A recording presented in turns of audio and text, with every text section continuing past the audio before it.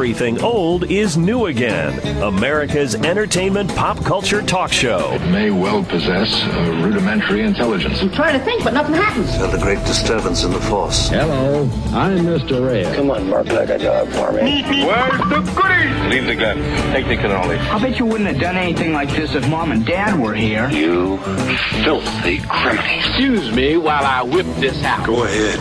Make my day. Here are your hosts, Douglas Viviani and David Cohen. These creatures were here before us. And if we're not careful, they're gonna be here after. Blue! You need to get us out of here. Welcome to Everything Old is New Again. We're not going anywhere. We're diving in. We're going right in, straight into Jurassic World 2 Fallen Kingdom with our very own archaeologist himself, David Cohen. Yes. How are you doing? Yes, good. This past weekend, Universal Pictures released Jurassic World Fallen Kingdom, the fifth movie, as you know, in the Jurassic World franchise, or Jurassic Park, it started out as, right? To much fanfare, and the box office success is through the roof. So they've already announced that there's an untitled sequel that's set to be released in June of 2021. It's going to continue. This week on Everything Old is New Again, we must pull out the hammer and pick and delicately brush and microscope and examine the remains of what is not only Jurassic Park dinosaur movies, but let's look at the writers of these stories, like Sir Arthur Conan Doyle. What does he have to do with Jurassic Park? Michael Crichton? Well, he might have something to do with it. The star of the series, Chris Pratt, we're going to look at, and I'm going to look at the comeback of the large monster movie, all right here on Everything Old is New Again. David Cohen, what do you think? Dave, what do I think? Did you like that intro? I think good. Did you tell I was reading? Yeah, it was a lot of energy. I liked it. It was descriptive. It was very unlike you. That's good. Turning over a new leaf. In the beginning, from what I can see, the first type of story that was written by the Sherlock Holmes author himself, Sir Arthur Conan Doyle, was in 1912 and was called what? Do you remember the name of this movie? Sherlock Holmes? No, it was The Lost World. Do you ever hear this? Sherlock Holmes, yeah. Has Sherlock Holmes ever heard of The Lost World? I believe he has. Oh, okay. Sherlock Holmes. Do we go back into Holmes and Watson? Let's not do that right now. No. Let's keep it legit. Just because man. we mentioned, the author of Sherlock Holmes doesn't mean we have to devolve into those two characters, although they are a lot of fun. By the way, let us know if you like Holmes and Watson or not. We were confused as to whether we should continue with those two characters or not. Let us know at oldnewagain@AOL.com, oldnewagain@AOL.com. Old shows are on everythingoldisnewagain.biz. You can look up the Sherlock Holmes shows. Because we certainly like doing it. In fact, we'd love to have those guys just spin off and have their own series. Exactly. We'd love to see what goes on there, but we have no idea if that'll be successful or not. Anyway, let's listen to The Lost World. There it is, a body of land uplifted by volcanic eruption 100 million years ago. With Jill St. John, David Hedison, Claude Rains, and Frosty the Poodle. Hair-raising attack by prehistoric monsters. The most terrible creatures of destruction that ever walked the earth. There you go. That was a poor movie made in 1960 with Claude Rains, the Invisible Man, right? He was from Casablanca. He was directed by Irwin Allen, believe it or not, from Lost in Space. The disaster movie. Yep, Poseidon Adventure, Voyage to the Bottom of the Sea. Also, David Hedison was in Voyage to the Bottom of the Sea, Land of the Giants. So it's all there. The beginning of the careers of, that was a poor attempt at the movie, but a great work of art by Sir Arthur Conan Doyle. Was the first attempt and look at dinosaurs, and that was The Lost World. But more than just an adventure, I think Jurassic World, and the key to that success is that Michael Crichton, who wrote that, of course, it came from a novel to begin with. So there was, I think, a little more than just a straight screenplay of, here are dinosaurs, let's fight against the dinosaurs, You tell me, do you feel that Jurassic World had any redeeming value, any message, any philosophy whatsoever? Sure it did. Or I don't think it would have survived by itself. Like you said, let's make a movie about dinosaurs and fight them. I mean, they've done that, and it just it didn't it's work. It's got to be more about the characters. There was the story with the man and the kids and the whole relationship there. That was a big part of the movie. Right. As was Jeff Goldblum, who's going to give us a little piece of his philosophy on this. Yeah, don't you see the danger in what you're doing here? Genetic power is the most awesome force the planet's ever seen, but you wield it like a kid that's found his dad's gun. Your scientists were so preoccupied with whether or not they could that they didn't stop to think if they should. Dinosaurs had their shot, and nature selected them for extinction. There you go. So what is he saying to you? Do you reckon it's over? I'm not an idiot. I'm hearing what he's saying. The point is, I think what he's saying, and I don't think you're getting the right message, so here it is. Japan fooled you. It's not nice to fool Mother Nature. That's the message of now I understand. It's going to. It's a long way to get there to Jurassic World, and we fooled Mother Nature in that movie, and it goes awry. We do, but life finds a way. I'll never forget that. Well, that quote that Jeff Goldblum had in the movie has always stayed with me. Which is life finds a way. Yeah. What does it mean to you? Why is it staying? Meaning to you? that you can't. He was explaining how these dinosaurs that are alive. How they came back. Right, and they were supposed to all be male. That's how they generated them all to all be male or all female. I can't remember. One gender. And turns out they were able to replicate anyway or reproduce anyway. Right. And off we go to the races. So life finds a way. Michael Crichton. Now, do you know other things that he has written? He's the author of the book upon which this whole series is based. He started with the Andromeda strain. I don't know. This is going way back. It's kind of popular. But one that we see still to this day besides Jurassic Park is Westworld. He was the author of the script Westworld. Of the movie? Yes. Wow. All right, how do you like that? I did not know that. Yep. He also was involved with the Great Train Robbery, Rising Sun, Congo, which was made into a movie. Sphere was made into a poor movie. I don't know if you've ever seen that one. Sphere? Sphere. Why in the world would you ever name a movie Sphere? I don't know. And Timeline. It was a pretty good movie. Did you see that one? Again, why would you name a movie Timeline? Well, they go back in time and they're all involved. Yeah, but still. So you're not a Would you see a movie called Sphere? Sphere. I read the book. The books were great. Most of his movies were not turned into some great works of art, except for Jurassic Park, I would say. But some of these others are... Congo was... but Sphere was great, and it was about an alien sphere that landed on Earth but in the water, and we sent down a team to investigate what's going on there. Dustin Hoffman was in the movie. Yeah. You didn't see it? Or did you see Parallelogram? That was the sequel to Sphere. I don't think it did as well. No, I saw the trequel. What do you call it? The third one was the Isosceles Triangle. The trequel? I like that. It should be Isosceles. Just Isosceles. Isosceles, the triangle of death. Well, Isosceles Triangle is all equal sides. So what can we say? He seeks justice wherever he goes. Everything is equal on all sides to Isosceles. That works. Now I'm thinking, I think I might go see that movie now. We have to have our guy. Oh, right. Bradford Wells. Bradford Wells. All right. Well, Bradford, I just wanted to try to get you involved and see if you enjoyed Michael Crichton's work. Do you remember seeing Jurassic Park the first time ever it came out? Yes, I do. What did it do for you in that theater? First of all, I saw it in the old Ziegfeld Theater in Manhattan. Wow. It was one of those old, theaters. I think it closed. It's closed now. Yes. But great, humongous screen and beautiful old-style theater. And it had the surround sound built in, so you could feel and hear everything around you. And I was blown away by the special effects and the sound and the movie itself. I really was. I remember it distinctly. It was a lot of fun. It was a great time at the movies. And that's what Spielberg used to do. He's got a new one out now with the Ready Player One, which I haven't seen yet, but I hear that's bringing back the idea of going. There's nothing wrong with movies with a message. Of course, you've heard the show. I'm into that. But it's also nice to just see a movie that, a little message, but has some just fun to it. Not necessarily adventure. There's an adventure and just action, but there's enough there to dig into. But it's a whole fun day at the theater. Yes, like those Saturday afternoon days at the theater, like Indiana Jones. That was tremendous stuff. So that's going to bring us to the next session. What we're going to talk about right after the commercials is I want to take a look at books, which this was Jurassic Park, that were turned into films. And I want to see who are the most prolific authors of books that were turned into films. So when you write a book... Any book that was turned into a film? Yes. Or sci-fi? Or any book. Any book. Now, the question is, when you write a book, do you envision it being a movie all the time? Or isn't the book the end, and then you get lucky if they approach you to be a movie? Like, how does that work, you know? Your book is the end, usually as an author. You don't expect to be...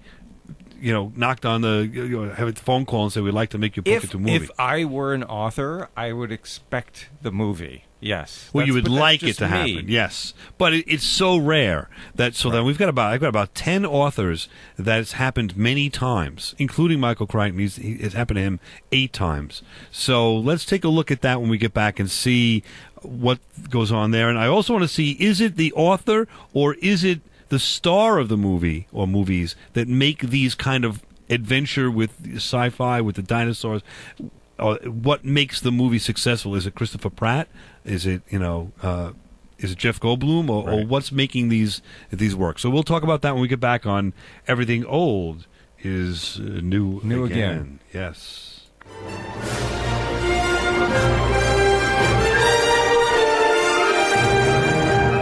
You're listening to Everything Old is New Again, America's entertainment pop culture talk show with Douglas Viviani and David Cohen. We will soon be landing at Westworld, the ultimate resort. Each resort is maintained by reliable computer technology and peopled by lifelike robot men and women.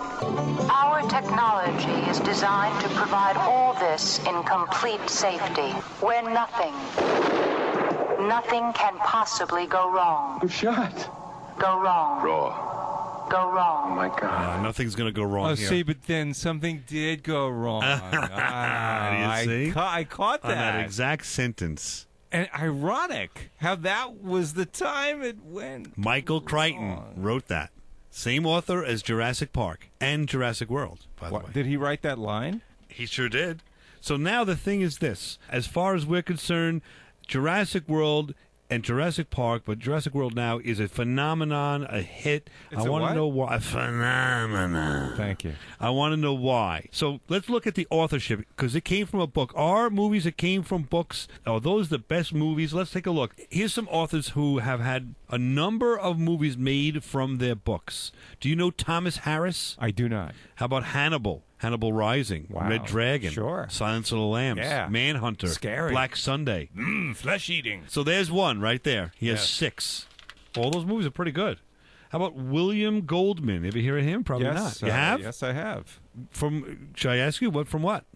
From someone told me about him. How about Wild Card, Princess Bride? That's where I know. Heat, Magic, which was a cool movie. Marathon Man. Wow. No Way to Treat a Lady and Soldier in the Rain. I don't know every one of these, but those were the 70s Marathon and 60s. Man. Yeah. How about, let's see if I can find another one for you that you might know.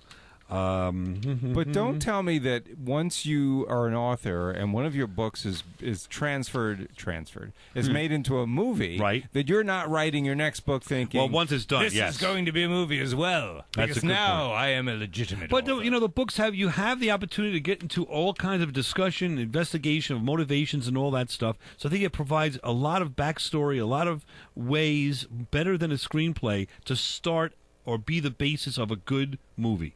Does that make sense? Yes, it does. All right. Yes, it does. How about Dean Koontz? Sure, I love my course. favorite author. Odd Thomas was out in 2013. Phantoms, Hideaway, Servants of Twilight, Whispers, Watchers, The Passengers, Demon Seed. Not many made too much money. There's not a lot of. Not really. How about, of course, we know the Harry Potter author J.K. Rowling. Yes. She's got nine. I don't have to read them all, but 9 books and counting that have been made into movies. We then have John Grisham. Of course. Remember him? Of course. Christmas with the Cranks, he wrote. Did he? John Grisham wrote Christmas with the Cranks? That's bizarre. A Runaway Jury, Gingerbread Man, Rainmaker, Time to Kill, The Chamber, The Client, Pelican Brief, The Firm. So I don't know. Are we proving the point? I don't think we are, because all these movies are great. Are these movies great just because they were made by, first a book? I don't think so. No. It's not. Not necessarily. You're right. You're right. Nicholas Sparks, The Choice, The Longest Ride, Best of Me, Safe Haven. I mean, do you know these? It's not easy to make a screen adaptation out of a novel. I've tried it many times. It's not easy. I have to tell you, I'm taken aback because I thought this would be a slam dunk that the books would make better movies. Look at this, Nicholas Sparks, Message in a Bottle. I know The Notebook everybody knows, but the rest of them? Dear John, the last song. I think one that shows that it does work, but he's had a lot of misses, but there's 34 of his books have been made into movies. 34. Head and shoulders above everybody else. Who do you think it is? Drum roll. Who do you think it is? Any ideas? He's a mystery writer? Nope. Horror writer. Really? The horror. Stephen King. Yes. But what about that mystery writer, Robert, Maybe not made into movies. That's the only thing. Maybe not. So you had It. Okay. Just came out. Yeah. The Dark Tower just came out. You had. I'm going to read the hits here. There's so many. Oh, we yeah. know them. You do know them. The Green Mile, you know? Of course. Okay. You do know The Shawshank Redemption. Needful Things, Dark Half, Misery, Grave Shift, Pet Cemetery, Running Man, Stand By Me, Maximum Overdrive, Silver Bullet. I mean, there's a ton of them. Yeah. Dead Zone, Cujo, Shining, Carrie. So there's one. But all right, so I haven't proven my point. I don't think you have to have what does it take to go from a great novel to a great movie? I think it takes the execution of it is very important. I think who's acting in the movie is important. So let's take a look at Christopher Pratt. I mean, is he the reason for the success of the current? Can't be the movie? only reason. It could be one of them. Let's see. Listen to these words. He's Guardians of the Galaxy. Ooh, child, things will get brighter. Then bring it down hard. Someday, put it together. What are you doing? Dance off, bro. Me and you. What are you doing? I'm distracting you big turd blossom. All right, Guardians of the Galaxy, just to show you a little something. He's doing a dance-off against the villain of the movie. So, but that wasn't a novel. I mean, it was... No, I'm saying now we're turning around and saying it's not the novel. Is it the actor? Is it the execution? I see. So Okay. is he likable? So we've answered the question. No, it doesn't necessarily mean it's going to be a great movie. So let's just look at movies that just were there was an original screenplay written. Right, and now remember Jurassic World, Christopher Pratt is the star, so I looked at him in specifics, and he's been in a lot of successes, Guardians of the Galaxy and 1 and 2, we'll say. Great. You had to remember that, right? That scene, that was great. Let's take a look at the Avengers: Infinity War. He and his group meet a group of Guardians meet Thor. I don't know if you remember this. What's going on here? Okay, here we go. All right, Guardians, don't forget this might be dangerous, so let's put on our mean faces. How's this dude still alive? He is not a dude. You're a dude. This is a man. A handsome, muscular man. It's like his muscles are made of Katati metal fibers. Stop massaging his muscles. Wake him up. Who are you guys? That's Thor meeting the Guardians of the Galaxy in that movie, Infinity War. And again, we've got a couple of male stars there that could talk about, but I wanted to focus just a little look at Christopher Pratt, so familiarize you who he is and so forth. And in this Jurassic World, he has that persona of like that fun, light look, and I'm sure it's the characters too, but every character he's played so far that we see in the 2 Jurassic movies, in the 2 Guardian movies, now in the Avengers, is more lighthearted, with action and adventure. Is that part of it? Is that the reason for the success? Do you need to have that? Well, I'm thinking about the role he's playing. It is well suited for him, obviously, as an actor. But what else has he done besides Guardians of the Galaxy? Well, of course, he's done. As I said, he did. Oh boy, you got me going here. Well, you asked me the question. He did the Lego movie. He was the voice of the main Lego, Emmett. And then he has done. He's done nothing else. Let's see what happens when he's got to do another role that isn't the one from Guardians in the Galaxy. I'm not saying he didn't do a great job. It was an awesome movie, and he was perfect for the role.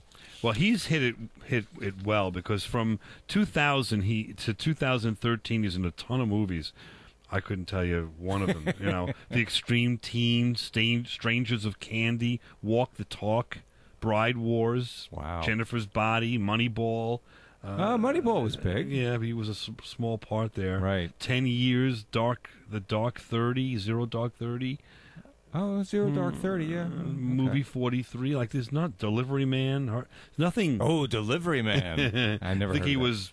Delivery Man, he was Brett. So, I mean, like... It's he was Brett. Yes. Right. Okay. So... All right. I don't know, but I think he's brought something to the table now. I think that he was Brett. We've talked about this before. We've had Harrison Ford, we thought. See, now he reminds me of Harrison Ford. And that's why I say this. And we thought that Harrison Ford, in our second show ever, we said was the successor to Humphrey Bogart. And if you want to look at that and hear that, everythingoldisnewagain.biz, everythingoldisnewagain.biz. We were just all newbies. our old shows. We were just newbies. Exactly. We didn't know what we were Bear doing. with us on that. Yes, I have a little... but the Harrison Ford reference, I think, is a good one. Because I could see a young Harrison Ford playing that role in Guardians of the Galaxy. Yes, but not as good, I don't think. Probably not. Probably not. Well, let's take a look at what we have. What do you think is going on here? Since I met you, I've nearly been incinerated, drowned, shot at, and chopped into fish bait. We're caught in the middle of something sinister here. My guess is Dad found out more than he was looking for. And until I'm sure, I'm going to continue to do things the way I think they should be done. How dare you kiss me? Where I'm going, you can't follow. What I've got to do, you can't be any part of. Ilsa, I'm no good at being noble, but it doesn't take much to see that the problems of three little people don't amount to a hill of beans in this crazy world. I love you. I know. There you go. So a little piece of Harrison Ford and Humphrey Bogart. So again, do you think Christopher Pratt, Harrison Ford's at the end, is he the successor to Harrison Ford? You know, I did not know, honestly, that that's where you were going. So when I said he reminds me of Harrison Ford, that was out of left field. So you and I are on the same wavelength here, buddy. Sipicato, baby. Absolute locked in. So I guess that's a yes is the answer to the question. Yeah. Yeah, I agree. Yeah. Because I didn't read the notes. I wasn't at the meeting. Exactly. I didn't know that's where you were going. So it's a beautiful thing that just happened. Thank you. And I recognize the beauty of it as well. I'm enthralled with it. Is that why you brought the tissue box Exactly. in? See, showing everybody on the question, Facebook though, Live. is that the success? Is that the reason for the success? It might be. We'll be back right after this on Everything Old is New Again. Hey, Doug, it seems like we've done so many shows. What is the actual count? We're at 214 and counting, increasing every week. Wow, that's amazing. Yes. All right, so let's say that I'm a listener, I'm a fan of the show, and I've missed the last 213 shows, right? Where can I go to hear this stuff?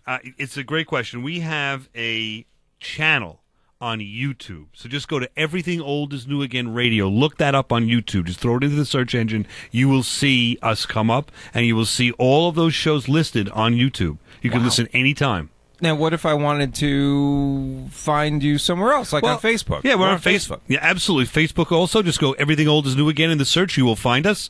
And we post shows all the time. In fact, every Friday at 5 Eastern Standard Time, we post an old show so you can listen to it on the way home from work. Wow.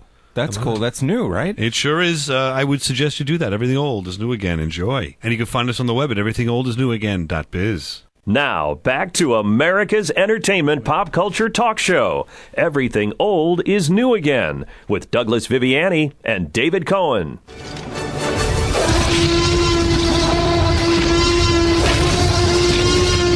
How about that? That's kind of sounds like Leo in the morning, my 6-year-old, when I wake him up and I tell him we got to rush for the bus. How's that sound? He's not quite the size of a T-Rex, though, yet, right? Not yet. His ego is, but not the rest. Now, we are on Everything Old is New Again here with David Cohen, Douglas Viviani, and we are taking a look at Jurassic World and the effect it has had on the movie industry. And I'm really going to focus now on, say, Jurassic Park, which was the original, of course, of the new Jurassic World franchise, had an effect upon the movie world, I think.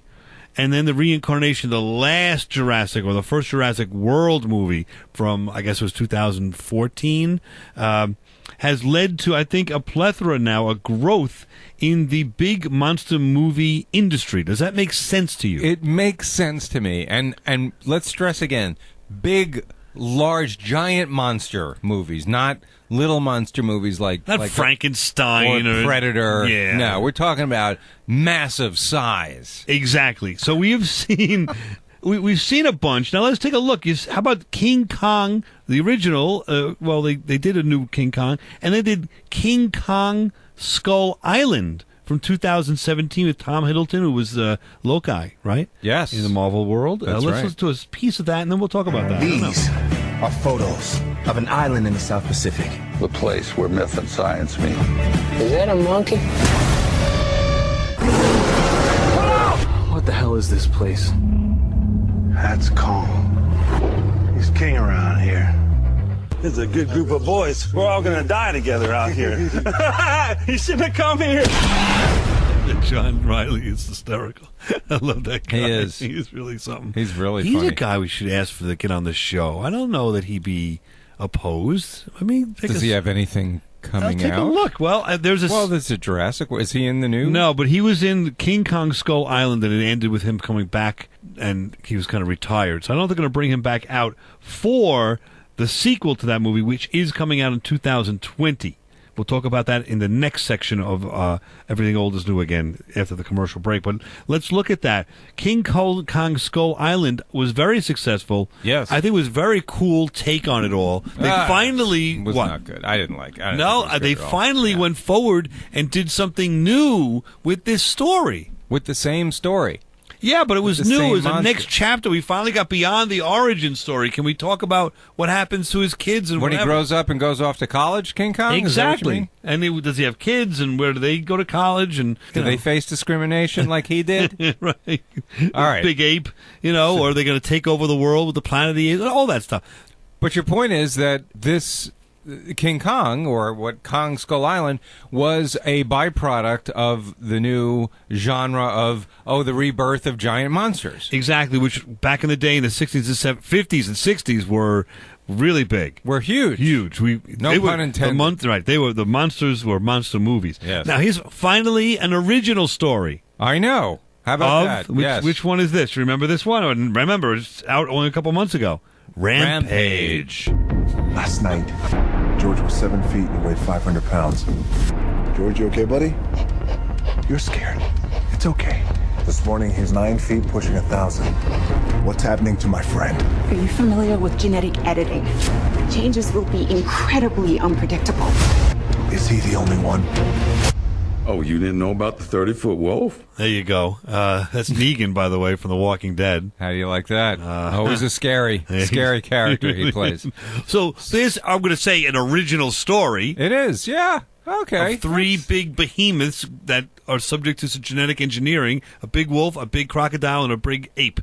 Yeah. And, of course, there's The Rock, who might be subject to some other kind of generic engineering shots. And they're all coming to get us, right? These three monsters are coming to get us. No, I think what's happening is The Rock's buddy, the ape, is going to fight off the other two on behalf of humankind. So the two are coming to get us. We put our own guy up there to stop them. Exactly.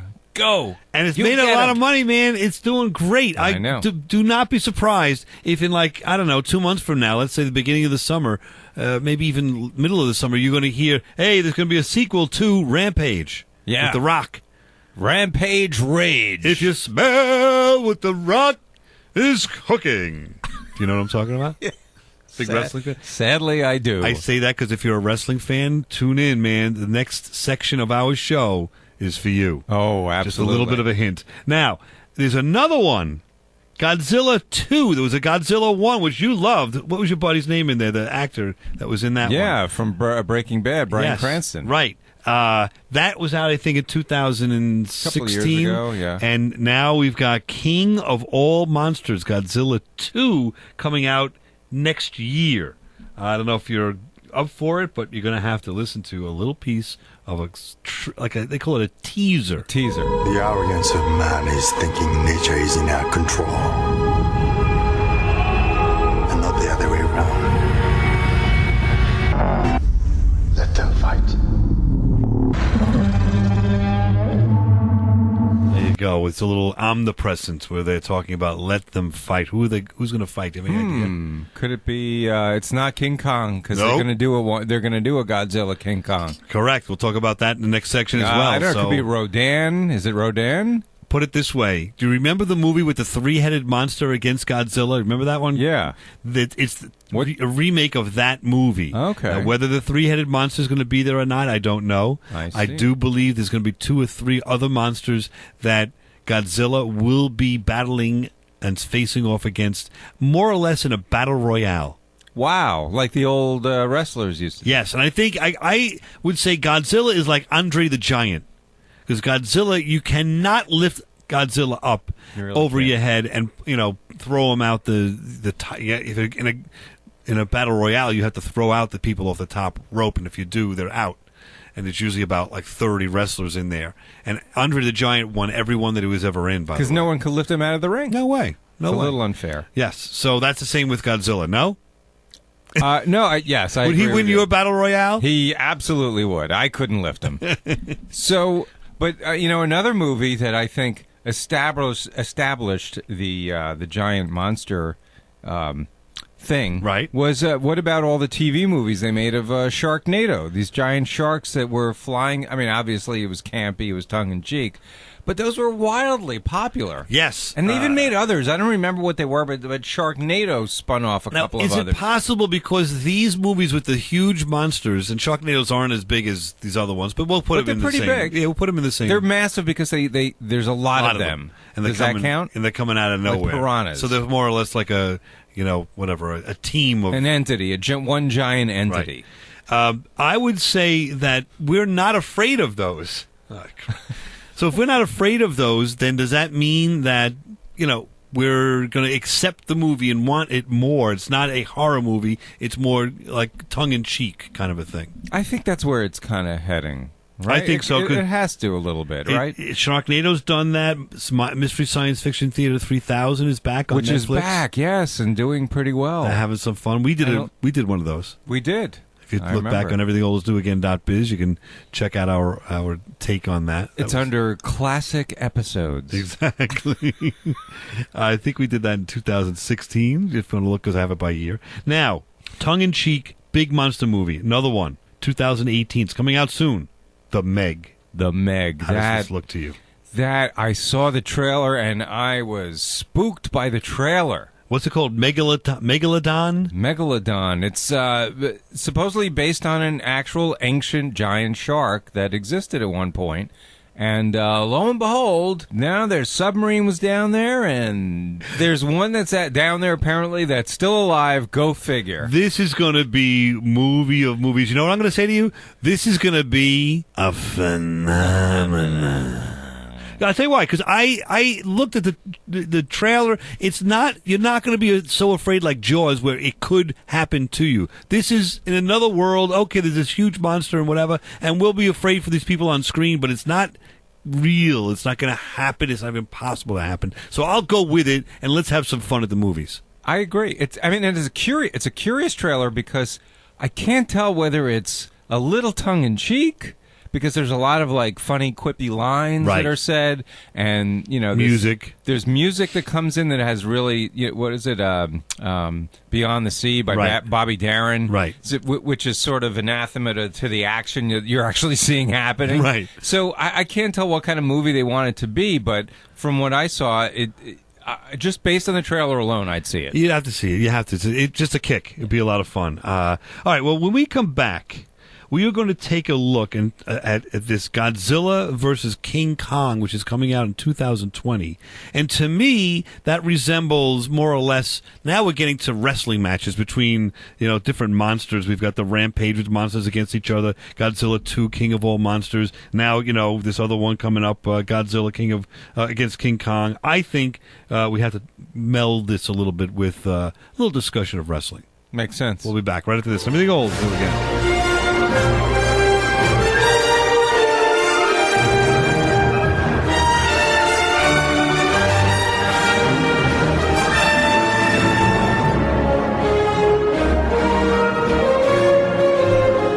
This is Everything Old is New Again, America's entertainment pop culture talk show with Douglas Viviani and David Cohen. Why are you keeping us here? I want to go home. We get it. There was no island. We were never on an island. Island? This island is just the beginning. There's more out there. What do you mean, more? This world never belonged to us. It belonged to them. The question is how long before they take it back. Kong is not the only king.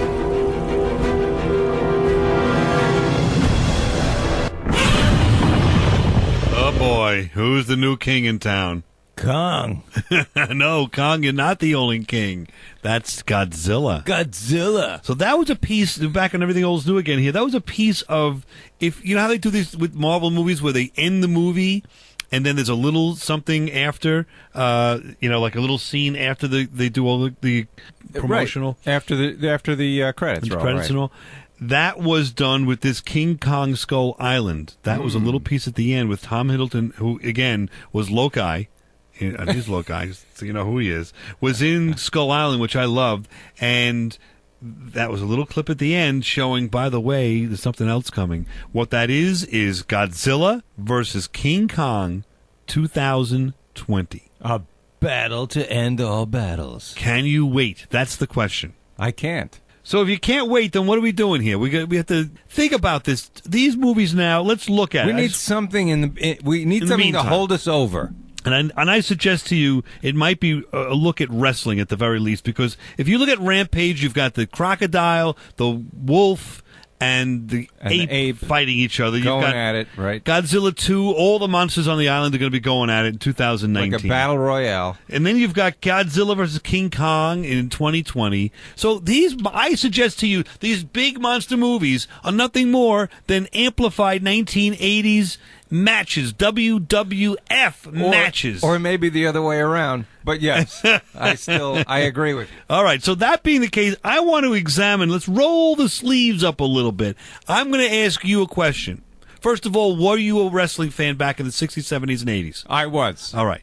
So we have a little background here. We got to lay that out. Never thought I'd admit that out loud. You're proudly stating that now. Wrestling has changed. I suggest now that it's lost its smile. I don't think that it's as fun as it used to be. And I found out it's not real. Well, it's sports entertainment, of course. Just not, yeah, that blew it for me. I don't know. I'll tell you, Bruno Sammartino just passed away. That blew it for him. He was not happy with that. And he was not happy with the WWF, which became the WWE. He divorced himself and he was the hero for 11 years. Sure. And the champion for 11 years of that company. But right as around WrestleMania, he retired and didn't come back till 2013 to become a member of the Hall of Fame. He finally mended fences with... what didn't he like about it? He didn't like the sports entertainment part. He wanted it to remain more of a sport. Just pure wrestling. Pure wrestling, as he was a wrestling move guy. And I would suggest to you that Bret Hart would be his successor if you really think about it. The excellence of execution. If you look at Bruno, when he did his matches, he did all real kind of wrestling moves, if that makes sense. Right. So he tried to have some realism. And he was a bridge to the old wrestling world. You know?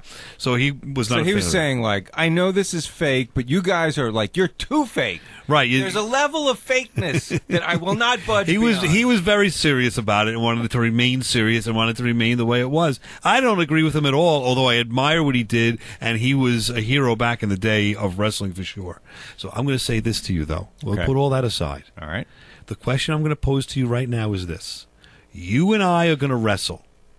We're going to be in an undercard of some wrestling match. This is in heaven, theoretical, okay? right? The wrestling match in heaven.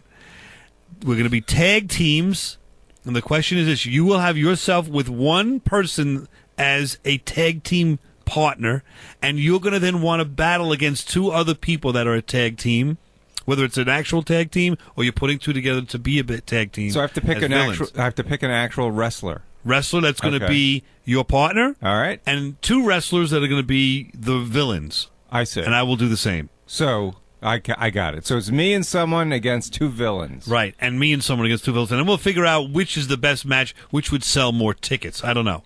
It might sell more tickets or less than Godzilla versus King Kong. Let's figure it out. Who is going to be your partner in this this, what we're going to call it, the Everything Old is New Again match of all-stars. Well, you know how in old wrestling, I don't know if they still do it, but they used to have one guy against like 4 or 5 little men, little little people. You know what I mean? Yes. And so, can I partner with like 5 little people? No, it will not work. All right. You can only partner with one if you're going to do that. Because they're pretty tenacious. They're people too, my man. But they're like, they can approach it at a different They could be a angle. problem, but they're in a whole different league. All right, so with that said... I'm going to say they have midget leagues, that's all I'm saying. Oh, I Yeah. see. Well, then I would say, I'm probably closer in size to them than I am Yes, to like Bruno definitely. Sammartino, who would be my partner. Can I say that? Bruno would be your partner. All right. I go for that. What do you think of that? I'm thinking that I'm going to take the Hulk. Oh. And I'll tell you what I like about the Hulk, and I know you're a big fan of Chief J. Strongbow. Tell me your impression. What was the big thing that you loved that Chief J did all the time? Do you remember this? Yeah, he used to do his dance. Which was what? Oh, What did God, it do? It's so wrong. It's so wrong. But what did it? It's just not back right, in the man. day. No, but we're admiring it. We're not putting it down. When I We're was not a making kid, fun. Yeah, he used to go on the warpath. Yeah. Well, And he would get beat up first. He's all beat up, and he's ready to right, pass he was out. going to lose. Right. He was on the brink of losing the match, Right. and all of a sudden, something would come over to him, and he'd start like smacking his own face, And the leg would start going. and the remember? leg would start trembling, and you knew that. And the announcer would say, "Uh-oh, Chief J. Strongbow is on the warpath," and he would just re-energize himself. Yep. He would do this dance. He would like get psyched up to beat the crap out of And he'd do whoever- a dance. You're right. He did the dance around the ring. Yeah, And the all other guy around would the just ring. stand there and watch this happen. Right. But sometimes they would tremble because the opponent would usually Yes. like hold his hands up, like no, Right. not the warpath, because he knew what was coming. Exactly. Oh man, I forgot about the warpath. And rather than trying to fight, like him while the warpath is going on, they let it happen where he reached his peak energy and then, pummeled the guy. Right. Hulk Hogan, I'm not going to say stole that because that's not fair, but Hulk Hogan does the same thing, hulking up, right? He would hear the Right, people that's clapping, right. and all of a sudden, right. and then he would finally, with the finger, he'd shoot the finger at you and say, "That's it, Yeah. no more." And he would defeat. I mean, that was so great. It was, of course, made up, but that was to me that was a lot of fun. All right, so I want to switch. Can I? You can take Chief J. I'll take Chief J. All right, so we both have a hulking up type of a character, Right, Which is okay. cool. All right. My villain, number one villain. But you realize it could never happen today, right? With the whole Chief J. Strongbow thing. It could Well, just but the never Hulk did it. He did it in a politically correct way, so you can do it that way. Right, because when a white guy does it, it's fine. Right? Well, I don't know that Chief J was admired and revered in the sport and with people. Now I understand this, but it's not. It was not made fun of. I'm just trying to say that was not something that was made fun of. That was admired. Does that make sense? Maybe that doesn't change anything, but Not really. Okay. But my point then is we're in heaven doing this. This is it's Exactly. all good, clean fun. So I'm going to talk about Andre the Giant. He's my ultimate villain. Oh, when he was a villain. He was a heel towards the end of his career. Certainly Right. in WrestleMania 3 he was. Who's going to be one of your villains? I would have to say my all-time villain has got to be Rowdy Roddy Piper. Interesting. And he was the first villain of all villains against the Hulk in WrestleMania. Yeah. That first WrestleMania. Because Rowdy Roddy, he was just a sick dude. He was. I mean, you could tell in real life he was. I'm sure the same way. Yeah, he was very, very on edge. Yeah. We're running out of time, so I'm going to go. Mine is going to be Ric Flair as the second villain. So I got Ric Flair and Andre. This is a tough match. All right, so if you're taking Ric Flair, my second villain would be, it's got to be the Macho Man, Randy Savage. Oh, I like that. Okay. Yeah. Macho Man, he was good. Just of the way he used to talk. He was tremendous. I wish we could talk. We'll have to do a wrestling show because obviously we both have a lot more knowledge and information than we ever thought we did. But I want to take a look at the best match ever, but wait, WrestleMania 3. Did you pick your second villain? I did, Ric Flair. Oh, okay, sorry. The best match I've ever seen. We can debate this another time. Okay. Hulk Hogan, Andre the Giant, WrestleMania 3. You got 93,173 fans standing on their feet for this one, Gorilla. The irresistible force meeting the immovable object. Oh, slam! Andre picked him up with ease. Oh, the bear hug. The Hulkster. Just withering away here. One more time, if that arm drops, it's over. Oh, he dropped him.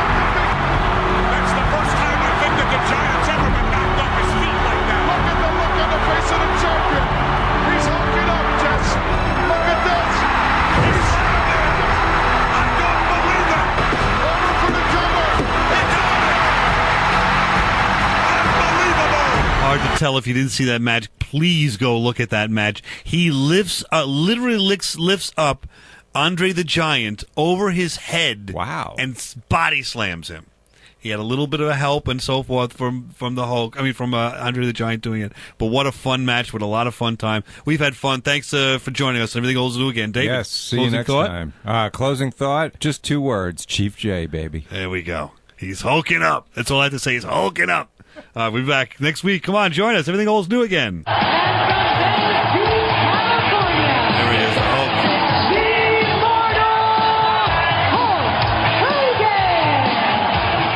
Everything Old is New Again is sponsored by the Law Office of Douglas Viviani. Douglas Viviani has been providing quality legal service for over 26 years. We're a general practice firm and can handle any legal matter you may have for a reasonable fee. If you're involved in a car accident, starting a business, planning your estate, or need a criminal attorney, please call 631-681-1910 or email us at vivianilaw@aol.com for a free consultation. Get the justice you deserve. Contact the Law Office of Douglas Viviani at vivianilaw@aol.com. You've been listening to Everything Old is New Again, America's pop culture entertainment talk show. Find us on the web at everythingoldisnewagain.biz. That's .biz. See you next week. Same bat time, same bat station.